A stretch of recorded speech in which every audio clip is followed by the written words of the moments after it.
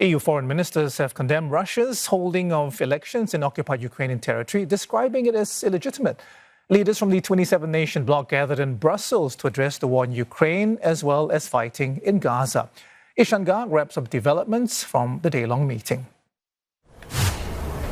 EU foreign ministers say they strongly condemn Russia holding elections in occupied Ukrainian territory, calling it a violation of international law. They have raised concerns about the way elections in Russia were organized in general over the weekend, saying they took place in a highly restrictive environment.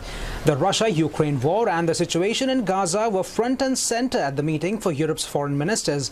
They were joined virtually by US Secretary of State Antony Blinken and Ukrainian Foreign Minister Dmytro Kuleba.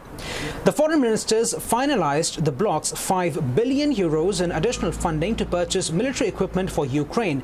This means the total pot of money available for such expenses now stands at close to €11 billion. Officials also proposed sanctions on 30 Russian individuals and entities linked to prominent activist Alexei Navalny's death. Leaders agreed on fresh sanctions on several Hamas operatives as well as on Israeli settlers accused of displacing Palestinians in the West Bank, which EU's top diplomat says was a tough discussion.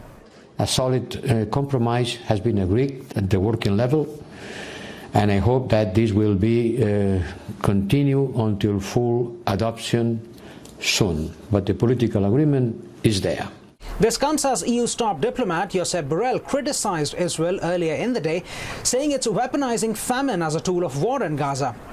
It's a charge Israeli officials have denied. EU officials have also discussed alleged human rights violations in Belarus, considered a close ally of Russia.